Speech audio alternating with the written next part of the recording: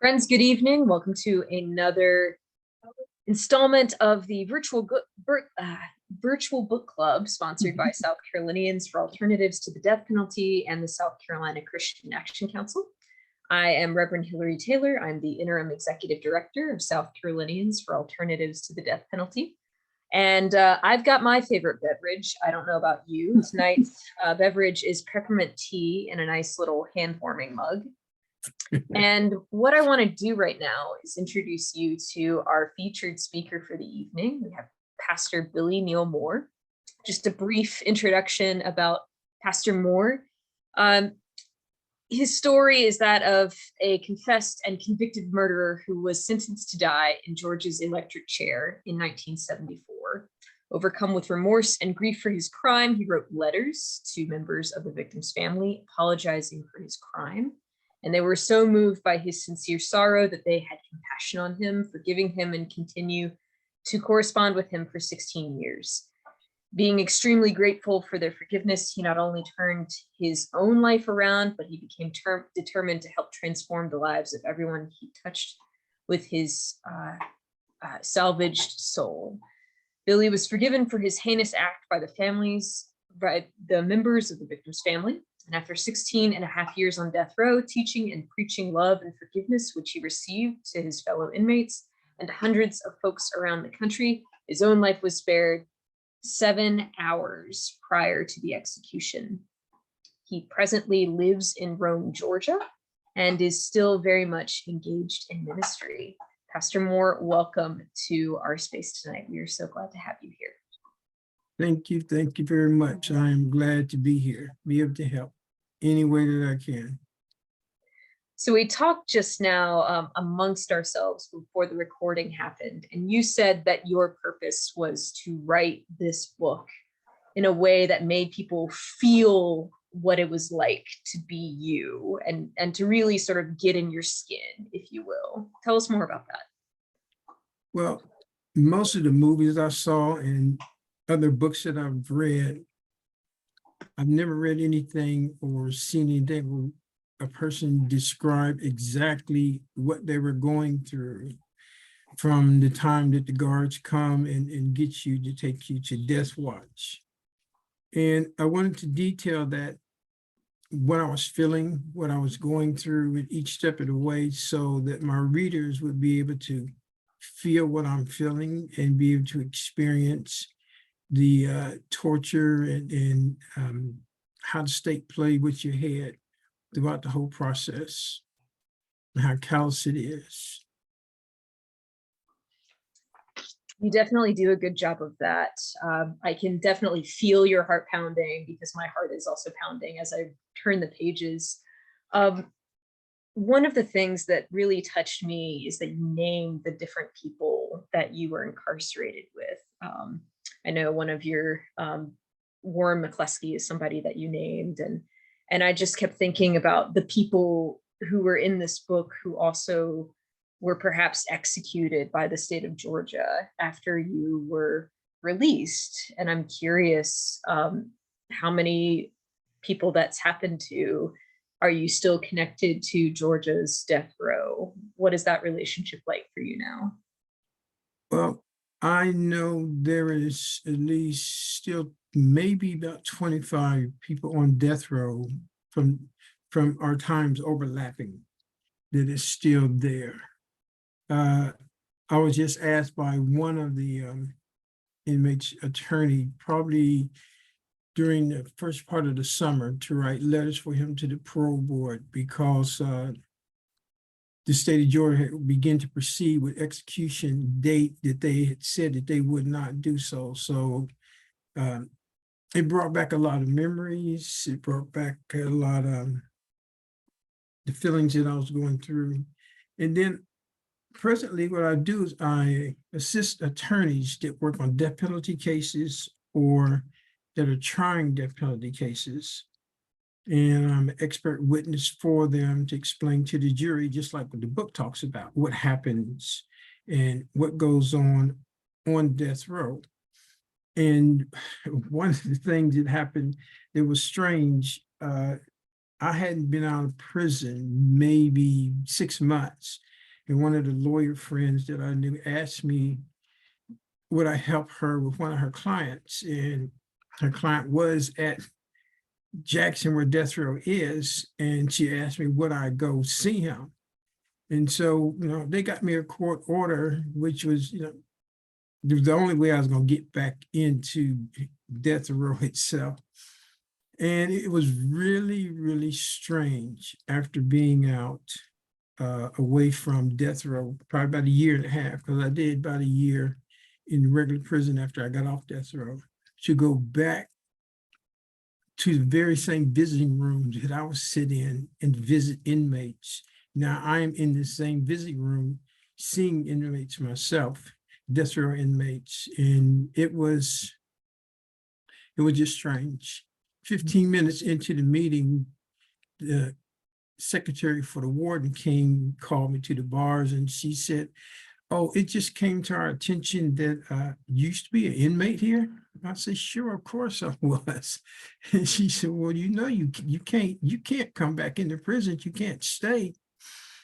And I said, that's true, but you probably need to read this letter I got from the judge, this court order that said that I can come in here and visit this inmate. So she took the letter and took it to whoever the new warden was, came back 15 minutes later and said that you stay long as you want, which was like a small victory for me and then for the inmate that I was seeing. But it was really different going back in as a visitor rather than being in the visiting room. That makes total sense. One of the other things that really struck me as you described being marched towards Death Watch is you passed by the room where they were going to execute you, the place where the electric chair was, and you talked about how it resembled a chapel of sorts.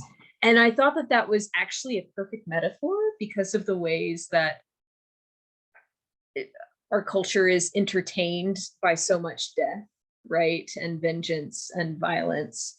And to have it sort of displayed in the ways that many religious people perhaps choose religious spaces so that they can be entertained, not so that they can be faithful. And I'm curious if you've ever thought more about that metaphor and how maybe that is aligned with so many people's faith, not just sort of the situation that you were in.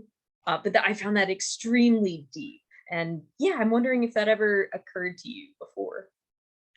No, it just struck me extremely odd as we came in through the back door of the death chamber. And all of a sudden it pans out into this room where there's pews on one side, pews on another, and this bright red carpet down the middle of the floor to the plexiglass wall with, on the stand, behind the stand, there was the electric chair covered by a white sheet. But just the dynamics of seeing this was like, this is like a church where you're supposed to be helping saving lives, not exhibition of killing lives. But then it also makes you think about the executions of hangings back in the early 1900s. People would come around and watch people be hung.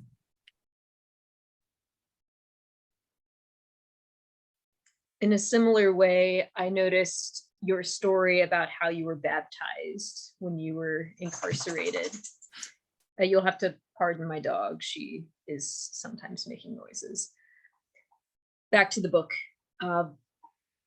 I loved how you described that experience. I loved just the imagery, and baptism, of course, is a metaphor for death and for rebirth.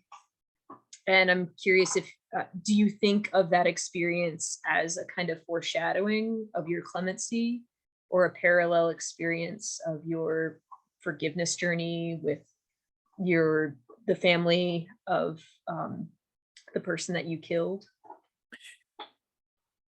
I think it's definitely a foreshadowing of it. When you look at the fact that how the pastor came and the way that that came about is because, I did not write or call or seek to have a minister come. My mind was not in that mindset yet. I was still trying to figure things out. And it's through one of my cousins who talked to her pastor in Columbus, Ohio, where I'm originally from.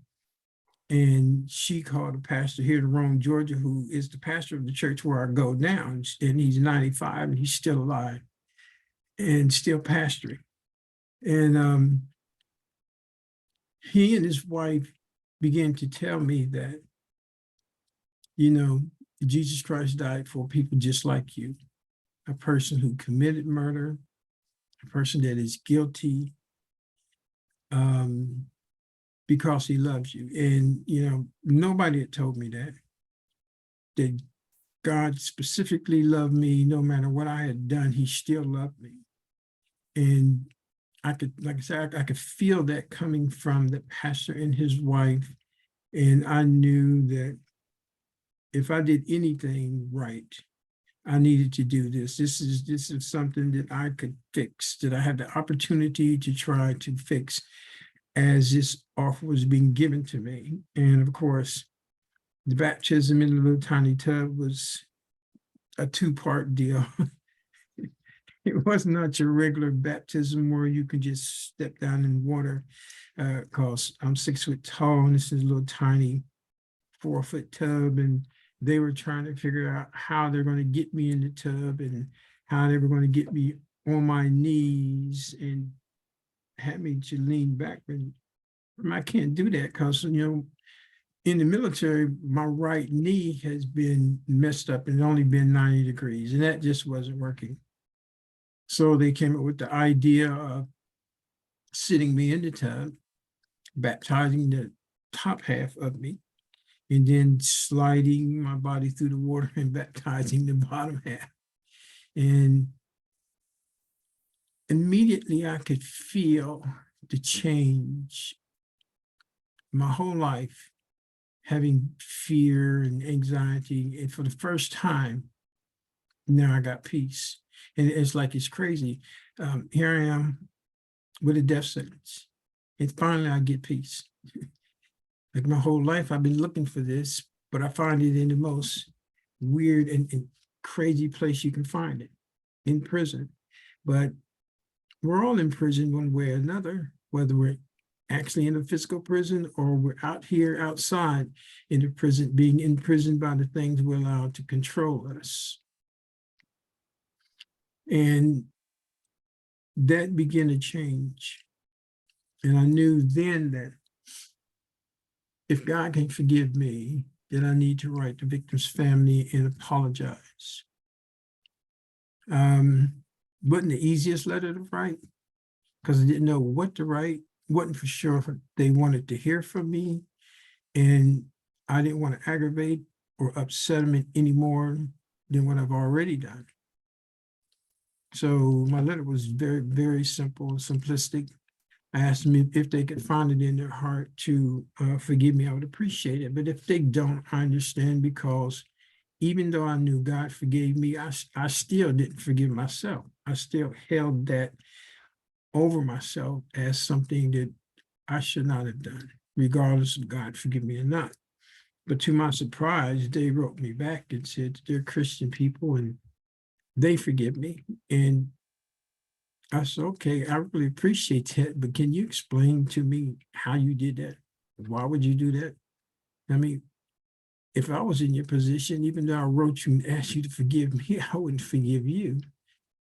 But they told me, said, listen, the only way that we're going to be free is we have to forgive you. And by forgiving you, we are not in bondage, that every time we see the name of Billy Moore or hear the name of Billy Moore, that we be upset or angry. We have peace.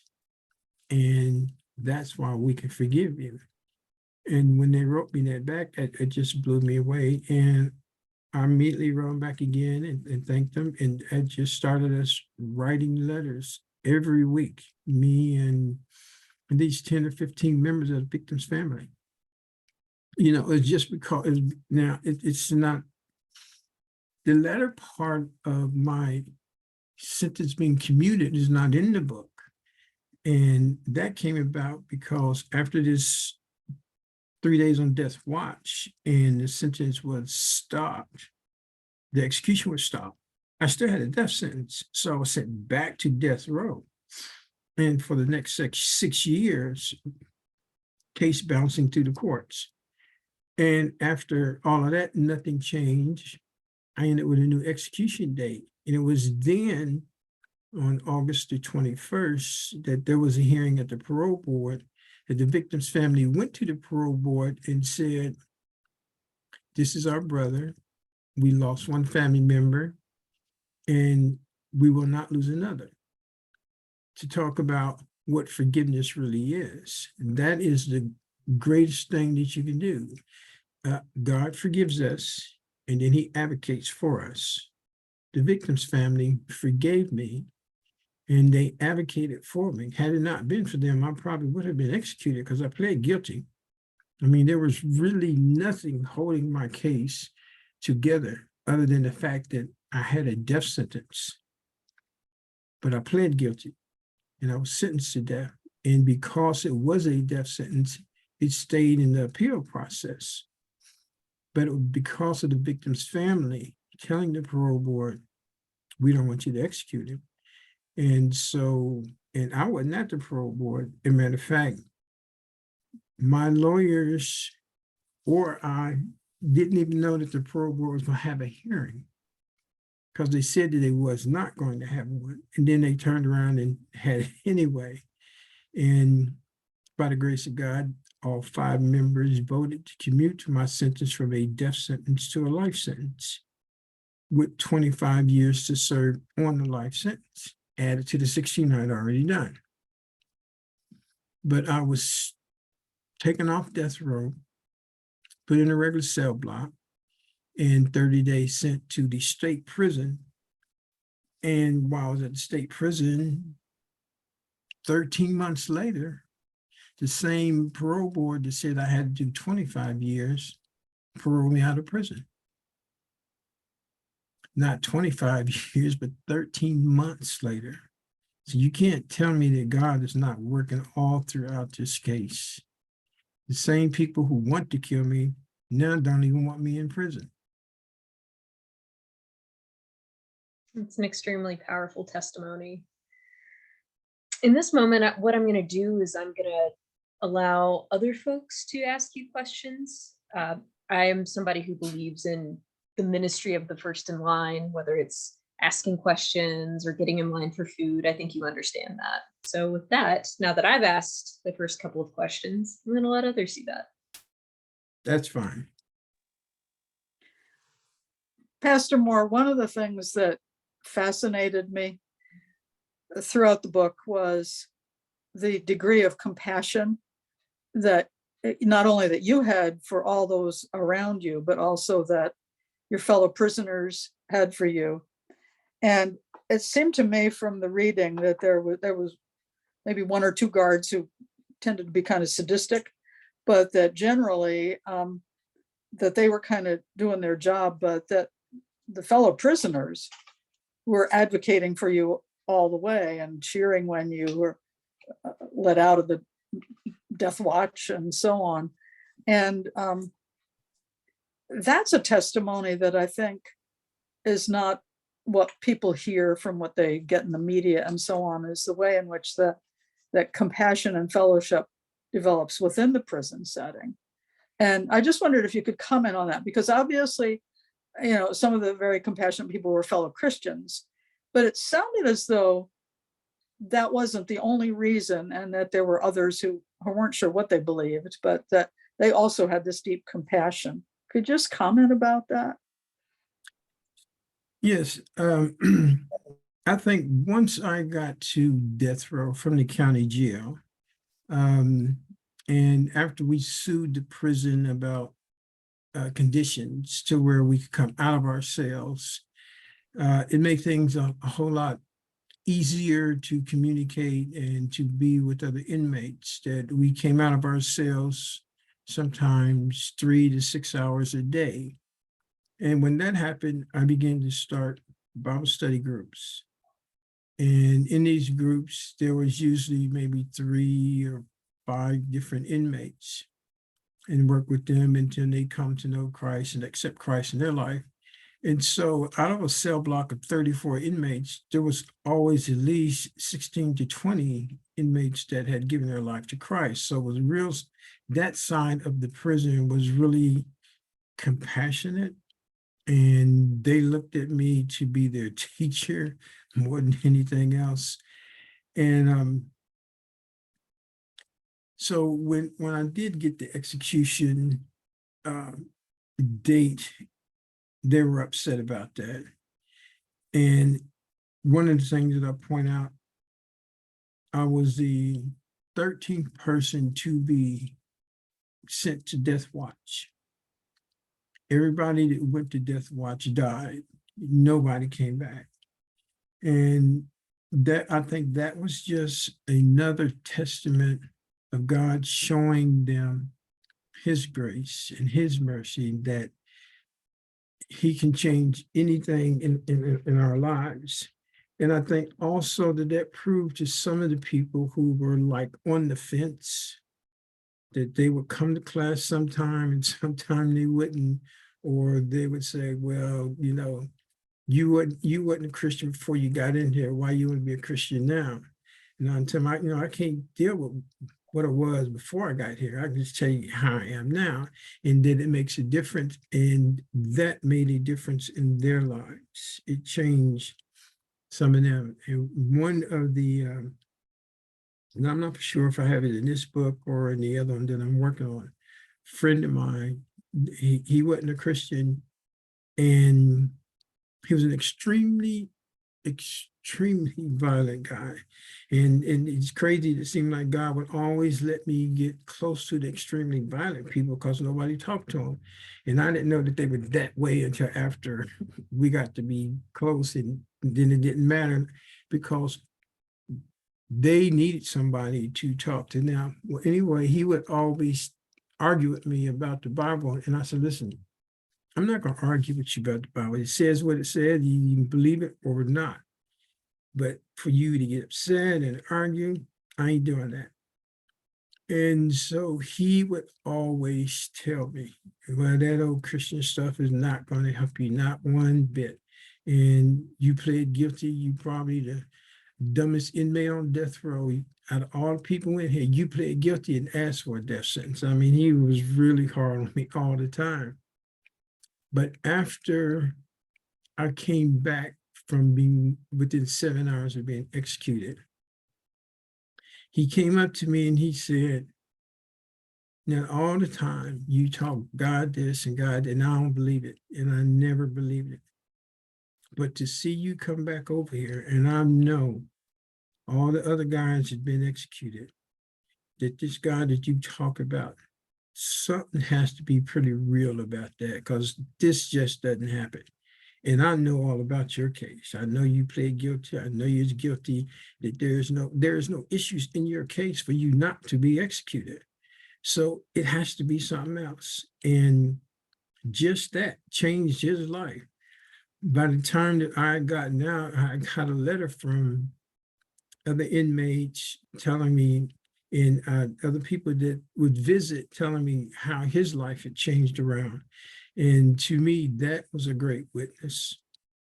Most of the guards wanted peace, so they would treat us halfway decent on death watch.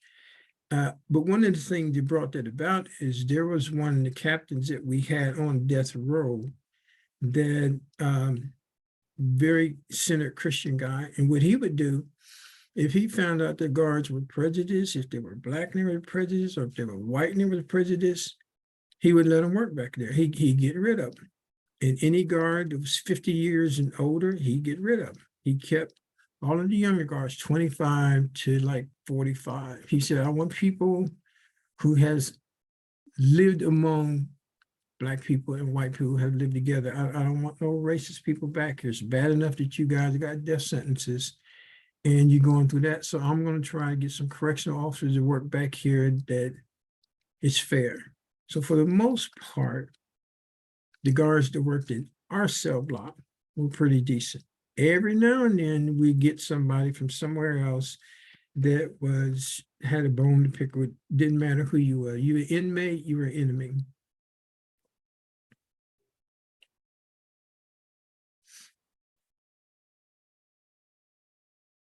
Yeah, thank you for that. Yeah. You're welcome. Yes. Oh my gosh, this book was terrific. What's happened? I mean, they were so dependent on you, your fellow inmates, and I feel like, you know, when you came back, they were banging their cups and all that and making all the. But then you left. Have you kept up with these people, and what's happened to them, and how do you support them now? That's a lot of time and effort. But you were close to them, and I mean. Well, the majority of them that was on death row when I was there is still within the prison systems.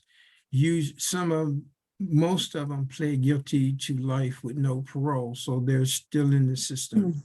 They wanted to get out from under the death sentence, so they took that choice. That was the only choice that they had. And like I said, there's about 20-something still there on death row, but none of them were in any of my Bible study groups.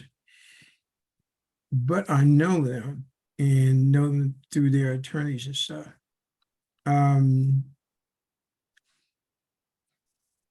The guys that are in the system, now, this is crazy. I have been asked back to different prisons to speak to inmates. And every prison that I go to, there is at least one or two inmates that I was on death row with. That was either in the class or was not in the class. So after I get through speaking, they would stand up and they would tell the group, yeah, I remember Billy was on death row. He had his Bible study class and I was in it, or I wasn't in it, and I wish I would have been in it because it would have changed my life. But one of the things that happened is the inmate that I was telling you about earlier that was really violent, he wrote me a letter because he had heard me on a talk show in Chicago that was on the radio. And I don't know how he heard it, but he heard it. So he wrote me a letter and said, listen, I wanted to let you know that since you got out, one of the things that the state did is wherever we were around the state in different prisons, and we started, by the time I left, all of them could be teachers, that they can teach themselves. So all of them started different Bible classes all around the state. So the state started faith-based dormitories in the prisons. And most of the guys that were in the Bible classes run those teachings. So it's still going on. It's just I'm not doing it. Just other inmates who was in the Bible classes, now they're teaching the Bible classes. That's right out of the Psalm 118, right? That your quote that you started something. Yeah, and a lot of people keep asking me, they say, well, how did you believe that? How did you believe that I should not die but live and declare the works of the Lord? So you have to understand that the Bible says that faith comes by hearing and hearing by the word of God. And one of the things you have to do to increase your faith is to hear. I said, that's why it was so important for me to constantly say to myself out loud that I could hear that this is what God has said to me, so that I can continue to believe no matter what was being said in the court system, no matter what was being said by my attorneys or anybody else. Because had I listened to other people, I would have been pulled into their fear. Pulled into their fear, and fear is the opposite of faith. And I think that that would have been detrimental to me.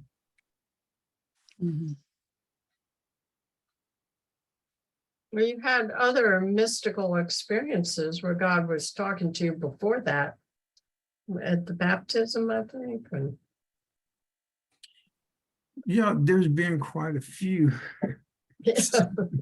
before then and even after, because even after I had gotten out of prison and I was on parole for over 15 years, usually it's 3 years and you're off.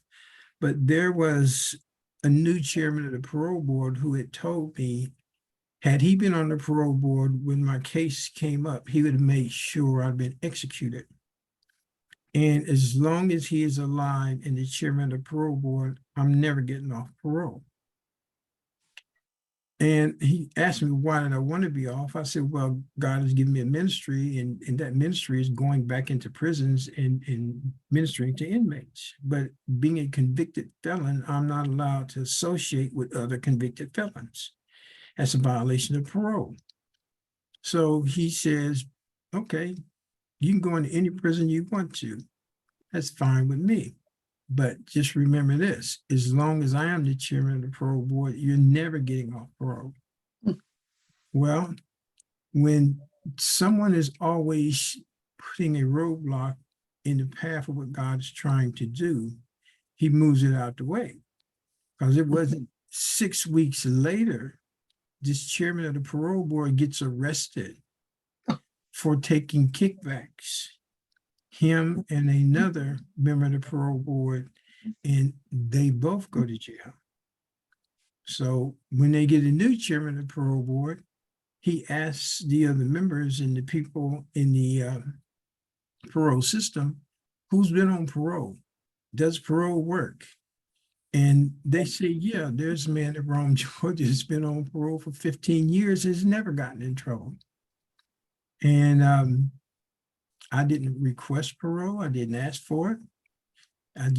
My wife called me. I was driving actually to see my sister who used to live in Columbia, South Carolina. I was driving down the highway and she calls me and said, you'll never believe this. I just got a call from your parole officer and he said that you're off parole. Not only did I get off parole, I got all my voting rights back, everything. You know, when a person gets off parole, you still don't have your rights. You're still not a citizen. You don't get any of that back automatically. You have to petition the courts to get that. But when I got back and I got my parole paper, everything was already on there. The only thing it said that I'm not allowed to own a weapon, in which I don't want to own any weapons. But that's a miracle in itself that came about like that. well, I'm in Columbia, South Carolina, so come Okay. see me when you come back. Oh, my sister is deceased. She moved back to Ohio because of her health, but I have a niece that lives just outside of Elgin. Yeah, Not far. yeah. A good school system. All right. Yeah. I am really glad that you liked the books and that it is Oh. helpful. God. Page turner. Yeah. It's beautifully done. I mean, it's very deep too. Yeah, well, I used to write a lot of letters when I was locked up. I had a lot of time too, though. I probably wrote at least maybe 15 to 20 letters every day. Oh my goodness. And you did a lot of exercise too. It looked like you were push-ups and sit-ups and you had to do that. Had to keep that going to stay in shape. You talk about writing letters. SCADP has a kind of letter writing program that we facilitate for the guys on the row here in South Carolina. And I'm curious, tell us about Mm. how meaningful it was for you to have pen pals as somebody who was incarcerated on death row? I explain it like this. When a person goes to write a letter, to me, they stop their whole world that's going on around them. Whatever the job was, their wife, their kids, whatever's going on, they set that to the side for however long it takes them to construct this letter and focus on me, what they want to say to me, how they want to help me, how they want to minister to me. And to me, that means a lot to make that type of sacrifice. So our people, and I don't know how, people would put my name in Christian magazines, and all of a sudden I would get 10 or 15 letters from people that I don't know that would just say, I saw your name and I wanted to write. And any person who wrote me, I would write them back. And there was a family in Illinois, in Mm. Monmouth, Illinois, who the wife saw my name in a Christian magazine. She wrote. And then her husband wrote. And the 3 kids wrote. Her twin sister wrote. And her 4 kids wrote. And this little town had close to maybe 5,000 people in it. And I was writing about 200 people in the town. And when I got out, it went up to see him. It's like everybody at the church already knew we had been writing for years. But to me, writing was such a therapeutic part of my life, and it helped keep me busy, and it helped keep me focused, and it helped structured me on what did God want me to say to the people who wrote me. I would get the letters, I would read it. As I read it, I would stack them up. Then I would get out my legal paper, because that's what I wrote on. And I would pray, what do you want me to say? And so I'll go back through the letters and I would answer and write what I thought God was wanting me to say to them. And when I was done, I was seal it up and send it off. And I had some friends in Boston, Massachusetts, well, and also in Ware, Massachusetts, and they're a Catholic group, and they would go to different Catholic schools and talk to the 8th and 9th graders about nonviolence. They believed in complete nonviolence. And so they would put my name up on a bulletin board, and I would get 30 letters. I don't know if it was a class project, everybody would write me a letter. And so I'll write everybody their own individual letter back. And they would hang with me for maybe a couple of years or so. And then as they got into more sports and different things, they would fade away. But that kept a lot of mail going.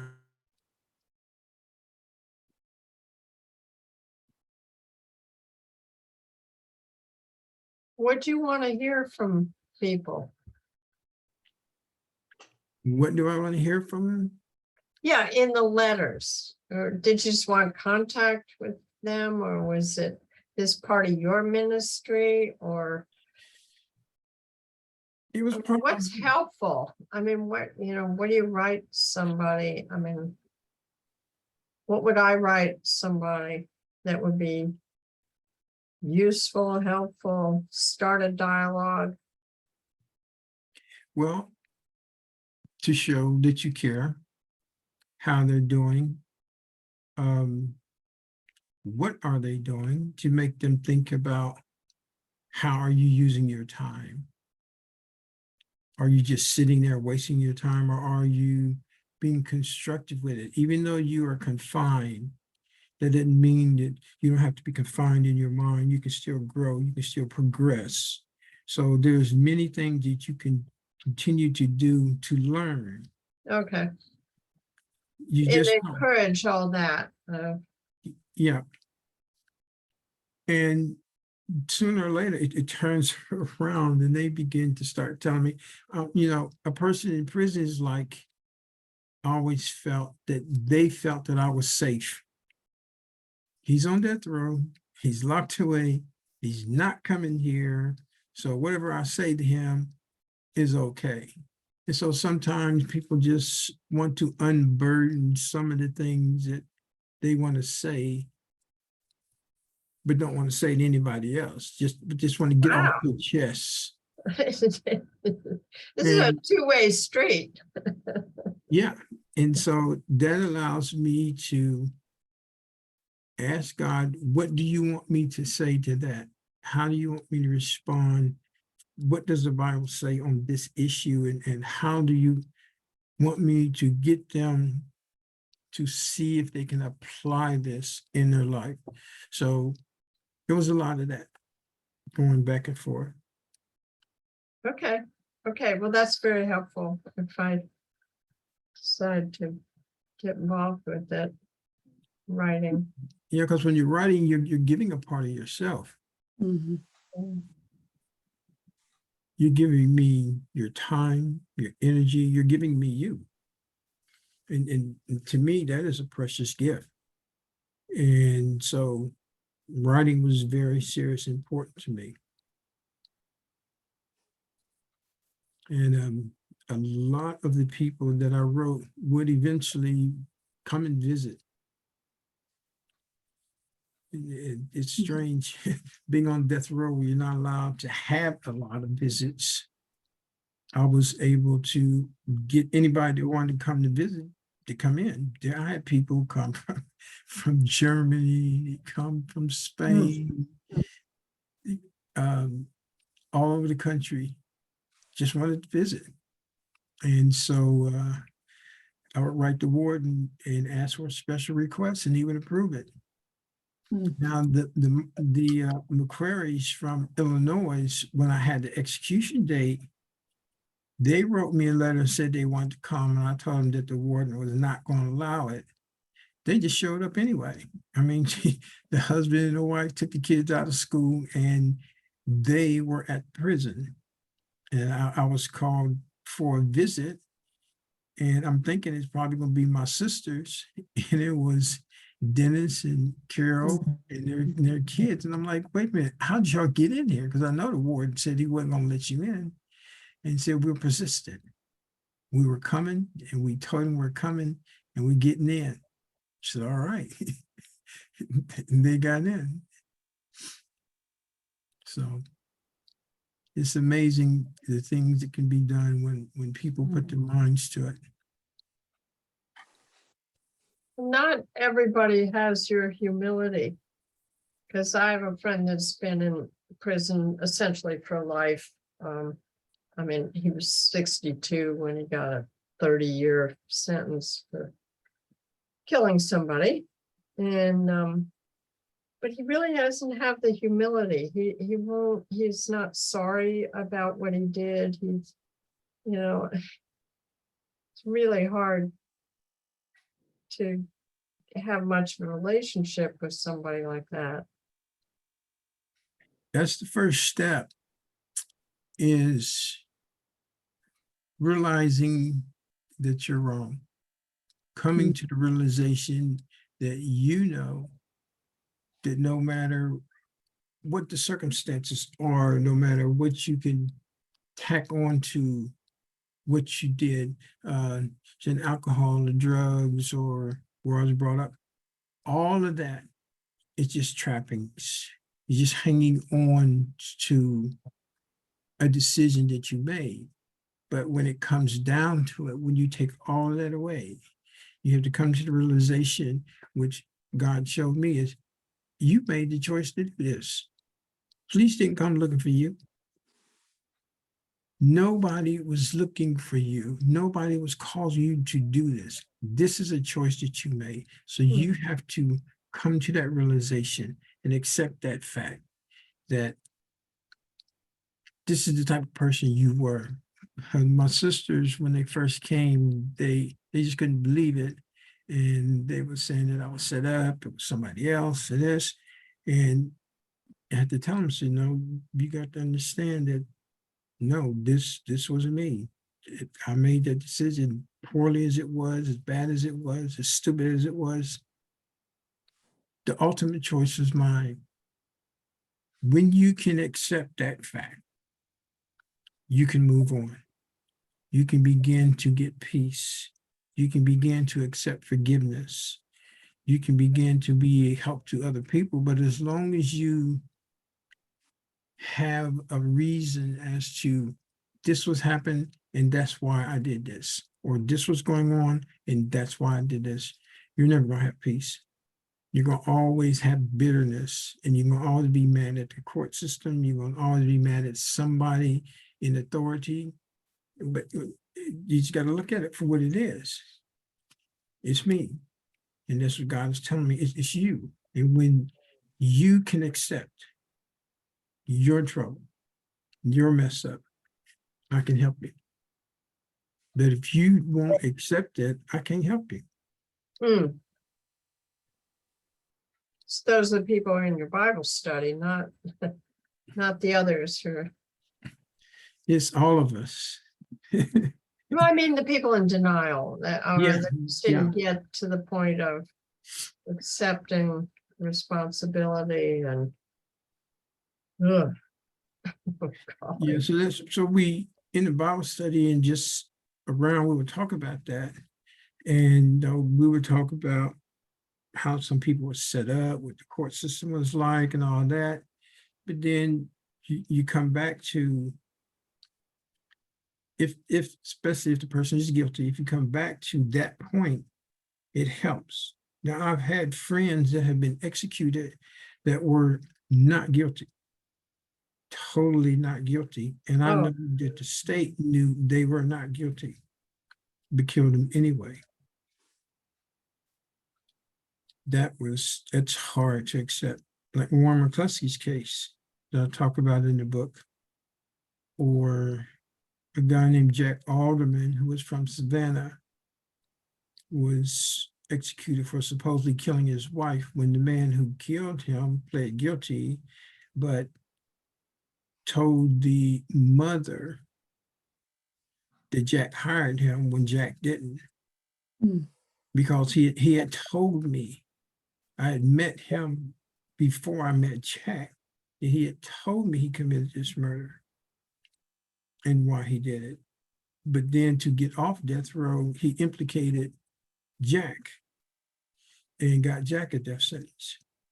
And the state knew that because they offered Jack a manslaughter charge if he would plead guilty. And he told them that he told his daughter that he did not kill her mother, and there's no way he could plead guilty to that. The time that they offered him the manslaughter charge, he had already been locked up 5 years, so he would have got out immediately. But he was like, I can't do that. I swore to her that I didn't kill her mother, and there's no way. And I wrote his lawyers and told them what John told me, and they presented court, still didn't help.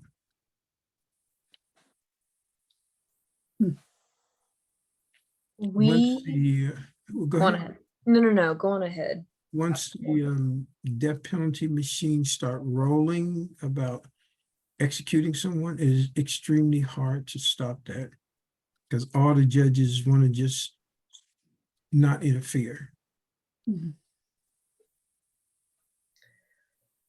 We have one time for one more question. I'm going to ask it. I'm curious what is giving you joy right now, Pastor Moore. I don't want to end on a note of despair because your story is one of hope. And I'm curious what is giving you hope and what is giving you joy right now. What is giving me hope? The 30th of this month, I'll be married 29 years. Wow.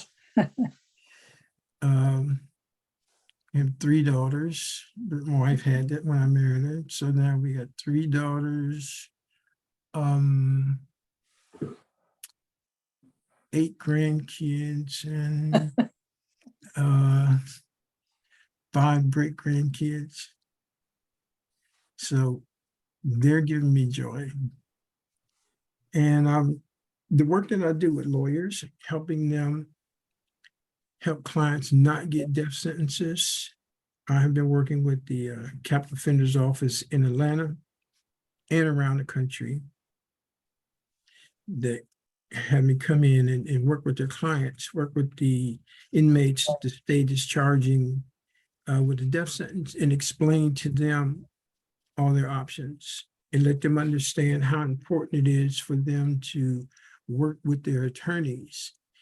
Because a lot of times they say, well, I just got a public defender and they're no good. The public defenders are good. You just have to help them. And so I instruct them to understand that in the death penalty case, you got 2 lawyers, investigator, and a mitigation specialist. I said, that is your team. I said, the only thing that holds this team together is a thumb, and that's you. You hold this team together. You have all the information they need. And if you don't help them help you, you will help the state give you a death sentence. So you have to understand when your attorney is appointed to this case, all the information they have that they get from the state is against you. They don't get nothing for you to help you.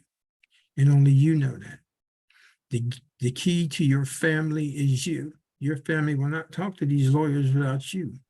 So you have to be the catalyst to bring all this together. So that helps me when I go see inmates, and at first they're like, I am not talking to you, or I don't want to have nothing to do with this. I don't want to have nothing to do with those sorry lawyers. And I said, so you just going to lay down, let the state give you a death sentence. Is that what you're going to do? And then I tell them about my story, my situation. Then they listen. And it gives me the opportunity to help them help themselves. That gives me joy. Lovely. We are about to end time. Before we do that, I want to share a couple of things with everybody. If people are interested, and sorry that you're seeing my screen, you can find Pastor Moore's book on Kindle and in print if you go to Amazon.com. This is in no way endorsing Amazon.com, but you can also find his latest book, God and Capital Punishment. You'll see that the price is right there, but it also, this new book is a scriptural perspective of capital punishment. We will likely be covering it in the coming weeks, but I also wanted to give folks a quick look at other things that are coming up. And unfortunately, I'm trying to get the Zoom stuff out of the way. One thing that is happening with our partner organization, Death Penalty Action, they have a new forecast for executions. This is extremely important because, as we heard from Abe before we started recording, it's possible that we are due to have as many executions as we did in 2015. So the first Sunday of the month at 9 p.m. Eastern time, and you'll see this is kind of where we are right now. But you can find more information by going to deathpenaltyaction.org or finding the particular link right here. And that is it, everybody. Thank you so much for joining us this evening for our monthly book club. Our next book is by Jean Bishop, and I'm very excited for it. It's called A Change of Heart, and we will be sending out more information. That is also another book where we will have the author joining us, and she is particularly happy to be joining us because her son is stationed down here. He is connected to the armed forces. I believe he is in Charleston now. I don't remember which branch of the armed forces he's in, but she has a particular affinity for South Carolina. So let's bring her down via Zoom and allow her to have a good conversation with us. Thank you again, folks, and may you be blessed. Have a good night. Good night. Thank you.